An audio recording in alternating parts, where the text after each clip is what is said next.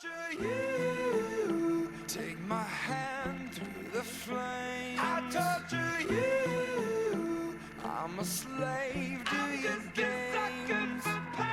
I wanna chain you. Bonjour à tous, je suis Chrissy de Libre Addiction et je vais vous présenter un contenu inédit puisque pour une fois je vais vous faire part de mes lectures sous format vidéo.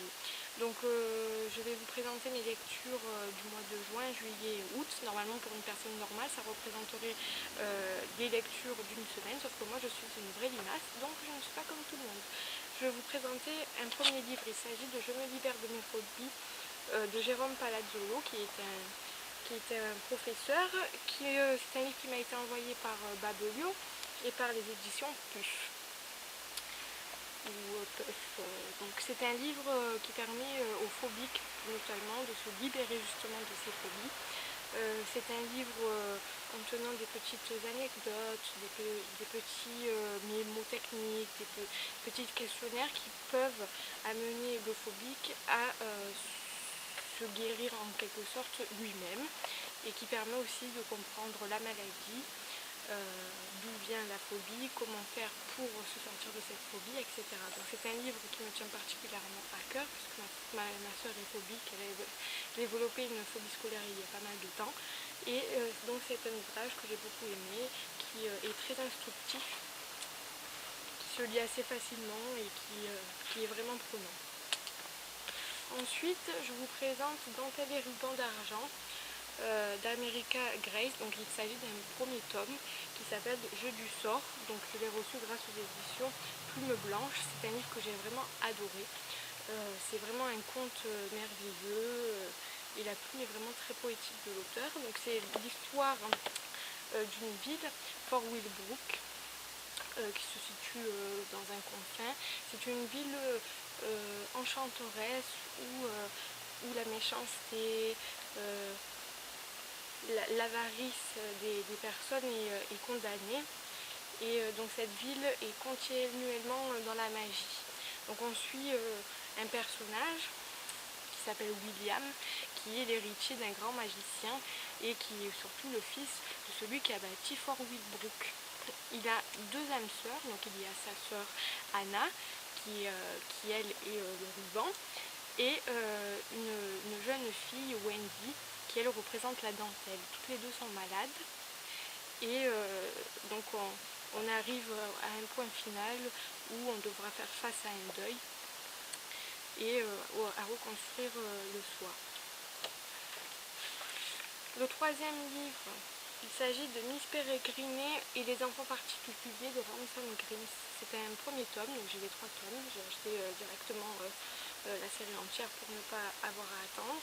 Donc c'est un livre qui m'a tout de suite interpellée puisqu'il est magnifique.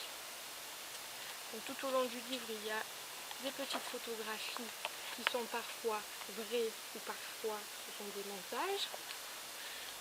Et l'histoire est vraiment fabuleuse puisqu'on rencontre un jeune adolescent de 16 ans qui a été bercé tout au long de sa jeunesse par les aventures rocambolesques de son grand-père. Selon lui, donc selon le grand-père, il existerait un endroit dans le monde, un orphelinat pour enfants, pour orphelins, recensant des petits qui ont des pouvoirs fantastiques et fabuleux.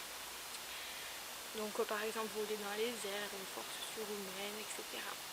Mais quand Jacob grandit, il doute de la parole de son grand-père et finalement pense qu'il se fout littéralement de sa tête. Cependant, un jour, le grand-père meurt d'une manière effroyable. Il a été complètement assassiné. Pour savoir ce qui s'est passé, Jacob retrouve les traces de cet orphelinat, part en voyage avec son père et découvre qu'en réalité cet orphelinat a bel et bien existé. Ensuite, il y a Les Revenants de Seth Patrick, publié aux éditions Michel Lafon.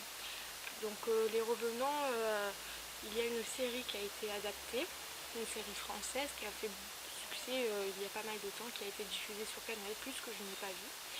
Je voulais absolument lire ce premier tome, c'est un premier tome et la suite n'est pas encore sortie en France, ni même je pense aux États-Unis.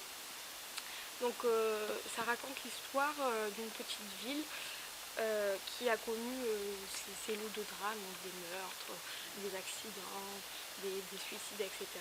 Et un jour, en fait, tous les morts de cette ville reviennent. Et on ne sait pas pourquoi, on ne sait pas comment et dans quel but.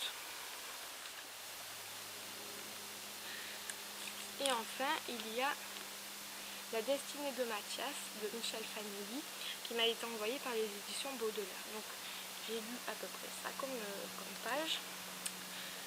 Et j'ai arrêté ma lecture puisque tout simplement ça ne me plaisait pas. Donc les petits post-it, ce sont les passages qui n'ont aucun rapport ou qui sont bourrés de contradictions. J'ai vraiment pas aimé et il faut que je m'y remette. Voilà, j'espère que cette vidéo vous plaira.